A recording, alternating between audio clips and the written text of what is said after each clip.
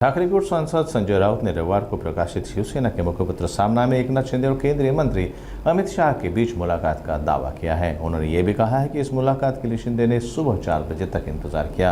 इस पर अब कांग्रेस के प्रदेश अध्यक्ष हर्षवर्धन सबकाल की प्रतिक्रिया सामने आई है। अपनी प्रतिक्रिया में सबकाल ने राज्य सरकार पर निशाना साधा। उपमुख्यमंत्री एकनाथ शिंदेनी आज पहाटेच दिल्लीमध्ये अमित शहांची भेट घेतली आणि ते अस्वस्थ आहेत। त्यांनी मुख्यमंत्र्यांची देखील तक्रार अमित शहांकडे केलेली आहे।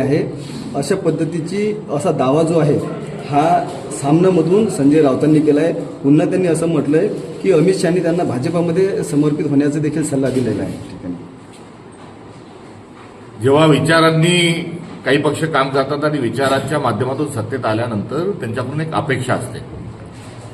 मात्र सध्याचं महाराष्ट्रातील जे सरकार आहे सत्तेकरता आलेलं स्थापित झालेली ही युती आहे आणि केवळ सत्ता हे ध्येय डोळ्यासमोर ठेवून आलेले। यापूर्वी विचारांसाठी सत्ता एकत्रित आलेल्या आहे, काही मतभेद झाले, कुठे वैचारिक झालं, त्यातून पक्ष फुटलेले आपण ऐकलेले आहेत। मात्र विकास कामं आम्हाला जनतेची कामं करायची आहे, सत्ता हवी, जनतेच्या कामाचा मुलामा त्यांनी दिला।